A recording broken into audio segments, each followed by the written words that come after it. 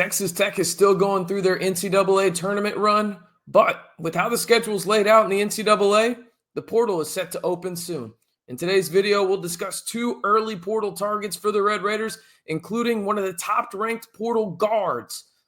Let's get started. Hey, how's it going, everybody? It's RC Maxfield here for the Back to 12 podcast, and yes, we will be discussing, Texas Tech in the NCAA tournament, but it's very interesting where college basketball is in this regard, in the sense of, yes, they did push back the start of the portal, but you have guys already entering, and there's already a lot of buzz around Texas Tech, as is there's other teams around these guys that we will discuss today as well. But Texas Tech, like some of these programs in the NCAA tournament right now, are walking that fine line of still focusing on this roster that they have, but also making sure that next year's roster and the year after are in a good spot. And that's where Kellen Buffington comes in, and a lot of Texas Tech ties. So we're going to actually discuss two guys that have heavy Texas Tech ties in today's video. If you want to stay in the know on all things Texas Tech men's basketball, not only on the hardwood, but in the portal, it's going to be portal season here very soon, people. I mean, the portal opens on Monday, March 24th. Texas Tech's going to be heavily involved with some high names. If you want to stay in the know, 100% free, be sure to like the video, hit that subscribe button, and turn on that notification bell. All right. We've actually been discussing these names over on the Scarlet and Black Insider for more than 24 hours now. That's where I actually put down some information about one of these guys that we'll talk about here in a second. We'll start with the guy that's not the best guy in the portal. That'll actually potentially be the next guy we talk about. But this guy could be a fundamental building block in terms of roster rotation if Texas Tech were to land him. We're going to start with Brandon Walker, a forward from Montana State, 6'7" junior forward. He is originally from Oak Cliff, Texas. He actually started his college career at UT Arlington. He led the Bobcats last year, scoring 14.7 points and nearly averaged 5 rebounds per game, 4.9 to be exact, and shot 52.8% from the field and was an honorable All-Big Sky this past season. He shot 38.6% from 3 on 44 attempts, so nothing crazy, but enough to make the defense respect him, right? The thing is with Brandon Walker that's going to stand out to you, if you see his film, he is 6'7" in all 260 pounds that he is listed, if not more. He is a big, big dude, okay? He would be a bench player in my estimation. Think about what Devin Cambridge, and I know that that is a name that we probably don't say a lot here on the channel, and for good reason. But think about the role that he was going to have this year for Texas Tech, that utility guy off of the bench that can guard multiple positions, including bigs. Now, Devin Cambridge probably guards more perimeter guys. You look at Walker, he would probably be more of the big size. So he could give you a little bit of versatility in terms of the front court for the Red Raiders. He does have Texas Tech ties. Again, I mentioned from Oak Cliff, Texas. He actually has worked out with JT Toppin and Jazz Henderson in the summers before. Again, in my opinion, is this a starting caliber player for Texas Tech in terms of what they're looking at here? No. In fact, I don't even know if Texas Tech is going to land him, but they are doing their due diligence on him for sure, right? And there's heavy ties there. He would be a versatile piece off the bench. And he would help Tech in a unique way in terms of having that front court yet forward type that could play on the perimeter a little bit, not too much, but really be versatile off the bench for Texas Tech going into 2025 and 2026. And really, if you think about it, you were supposed to have another guy on this roster for this year. You didn't because he quit the team, but that would be kind of the, situation / role he would be in. I mentioned that I dropped this over on the Scarlet and Black Insider yesterday. Now's the time to join the Scarlet and Black Insider. I'm telling you right now, go over there and use the code SBI for your first month is $1. We're in March Madness. The portal is going to be heating up heavily. Texas Tech is going to be in the mix a lot. This is the best place to get information when it comes to Texas Tech in the portal. Listen, I make these videos as quick as I possibly can, but they take a little bit of time.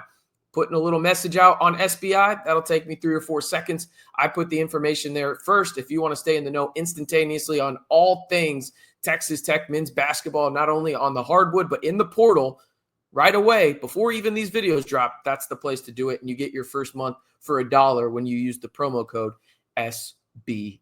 All right, back on your screen.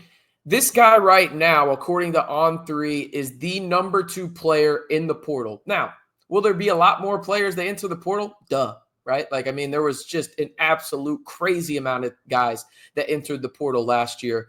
But Obi Ajbim from Wyoming, the guard, I'm telling you, man, this guy's a stud. Obi is a stud, man. 1 year of eligibility left. Interesting enough, the reason he has 1 year of eligibility remaining is because of the JUCO ruling. Shout out to Diego Pavia there at Vanderbilt, the quarterback there, and him going through the legislative process, of saying, hey, JUCO should not count against NCAA eligibility. It's the same thing Fetty could potentially have for Texas Tech, right? So Obi has 1 year of eligibility remaining. He is 6'3", 180 pounds. He made the third team All Mountain West and was the Mountain West Newcomer of the Year. For the Cowboys up in Laramie, he averaged 17.6 points per game during the 2024-2025 season and made 83-point shots while shooting 43.7% from three. He had 20-plus points against BYU, Colorado State, New Mexico, and San Diego State. What do you notice about all four of those teams? All of them made the NCAA tournament. So there you go. In terms of the percentiles and where he ranks nationally on certain traits that you look at for his type of player, again, a 6'3", 180 guard, catch and shoot efficiency, he's 99th percentile. Spot up scoring, 82nd percentile. In transition, 88th percentile. Isolation, 73rd percentile. He has a 42-inch vertical, and at the rim, he ranks in the 59th percentile nationally. He has multiple Texas Tech ties, including that of now, and former Wyoming head coach and now Texas Tech assistant, Jeff Linder. Jeff Linder was the one that originally recruited Obi up to Laramie before Jeff Linder left Laramie to become an assistant coach down in the 806. Obi also has the same agency repping him as JT Toppin. Listen, in the modern NIL landscape that we have, that can't be unnoticed or unsaid, okay? I would expect multiple, and I mean multiple high-level schools to go after Obi in the portal. Again, right now On3 ranks him as the top guard in the portal, okay? The number 2 overall player in the portal, but the Red Raiders will certainly be one of those high-level programs that are in the mix till the end to potentially land his services. And watching his film, this guy reminds me of Chance McMillan in the sense of he would be a seamless fit into the Chance McMillan role that Texas Tech currently has on this roster, with Chance McMillan obviously running out of eligibility, being a senior in his 5th year. He would be a phenomenal fit. Would Obi into that Ajbim, and again, it's Obi Ajbim, Agbim, for those that need to go and watch some film on YouTube. I'm telling you, he's a lot of fun to watch, and I would even search him on Twitter as well. But again, 1 year of eligibility remaining due to the JUCO ruling. 3rd team All Mountain West Freshman Newcomer of the Year. He averaged 17.6 points per game, shot 43.7% from three, had a 20-plus game against BYU, Colorado State, New Mexico, and San Diego State as well. Has Texas Tech ties to Jeff Linder, the assistant coach.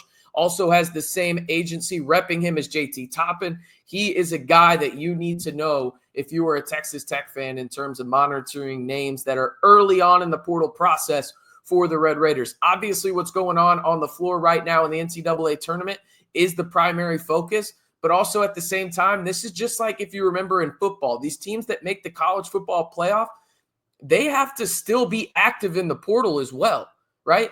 It's a fine balance there, and that's where a guy like Kellen Buffington really, really pays dividends for the Red Raiders, and those are the 2 names to watch. Again, Brandon Walker from Montana State and Obi from Wyoming, the number 2 overall player, according to On3, currently in the portal. All right, we'll have a lot more portal coverage here on the channel for your Red Raiders, not only through the NCAA tournament, but well after as well. If you want to stay in the know 100% free, be sure to like the video, hit that subscribe button, and turn on that notification bell to join the largest group of Texas Tech fans on YouTube right here on the Back to 12 podcast channel. And as always, stay safe and Recom Tech.